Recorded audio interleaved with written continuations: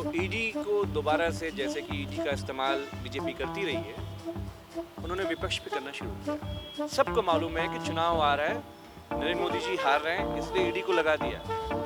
कौन सा बड़ा स्कैंडल है जो स्वास्थ्य विभाग में चल रहा है?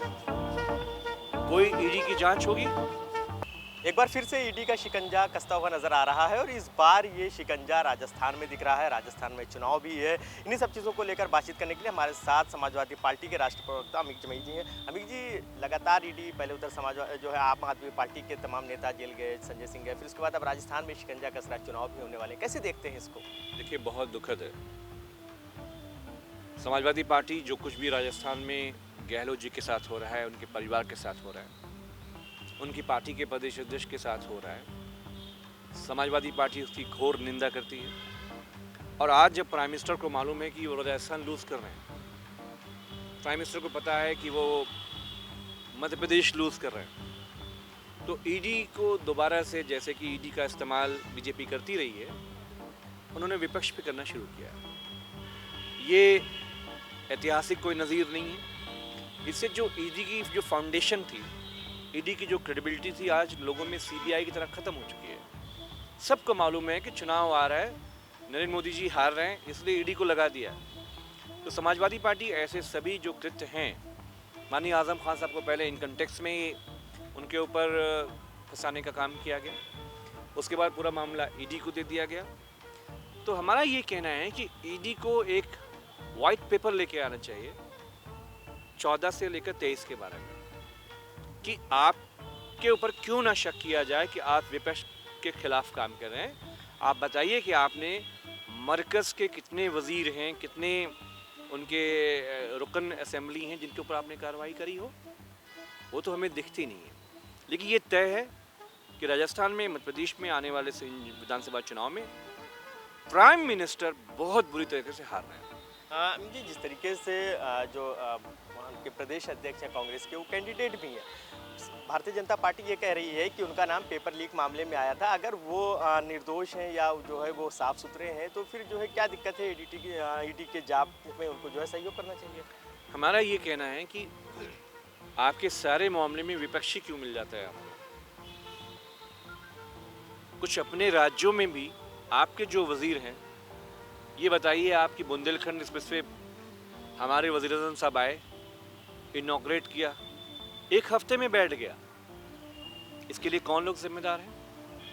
ये जो HIV में जो बच्चे संक्रमित हुए हैं, कौन सा बड़ा स्कैंडल है जो स्वास्थ्य विभाग में चल रहा है?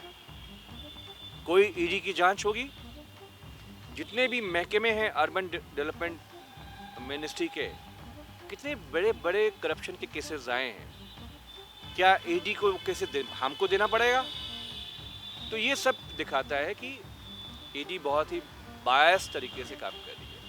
आजम खान की अगर बात करें कि उनके बड़े बेटे ने कल मुलाकात किया, मुलाकात के बाद उन्होंने कहा कि उनको अकेला कर दिया गया है, वक्त पे दवाएं नहीं ले पाते हैं, जिससे उनके स्वास्थ्य गड़बड़ होने के और चांसेस हैं। काफ़ी ज़्यादा वो भावुक नज़र आए और आजम खान भी काफ़ी गंभीर नज़र आ रहे हैं, जिस तरीके से उनको परिवार से भी इस बार अलग रखा है। देखिए, पहली बात तो ये है, आज़म खान साहब इस देश की महान समाजवादी नेताओं में से हैं। तो जैसे लालू जी को परेशान किया गया, वैसे ही आज़म खान साहब को तोड़ने का 27 महीने कोशिश की गई, लेकिन आज़म खान साहब को तोड़ नहीं पाए। अब दोबारा उनको फंसाया गया है, फिर वही मर्जी है हुकूमत की। हमारा ये कहना है कि वैसे भी जो 60+ बुज़ुर्ग होते हैं जेलों में, उन्हें बहुत सारे मामलों में रियायत होती है। और आज़म खान साहब इस देश के बड़े लीडर रहे हैं।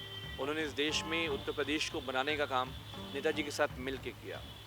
एक विश्वविद्यालय बनाया जो हज़ारों साल रहने वाला है, जहाँ गरीब गुरबा ठेले खुमचे वाले पढ़ ले जाएंगे। उनको जिस तरह से परेशान किया जा रहा है, ये सिर्फ हुकूमत ही नहीं, ये मानवता के खिलाफ घृणित अपराधों में से एक है।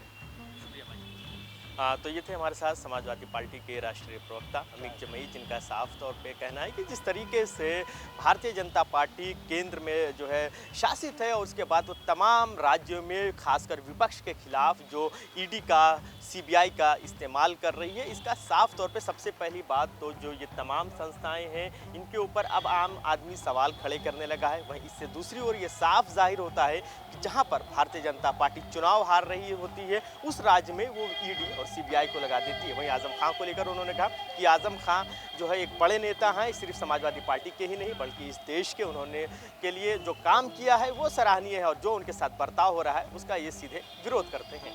वीडियो जर्नलिस्ट मिराज खान के साथ फरीदुल हसन, #भारत न्यूज़ लखनऊ।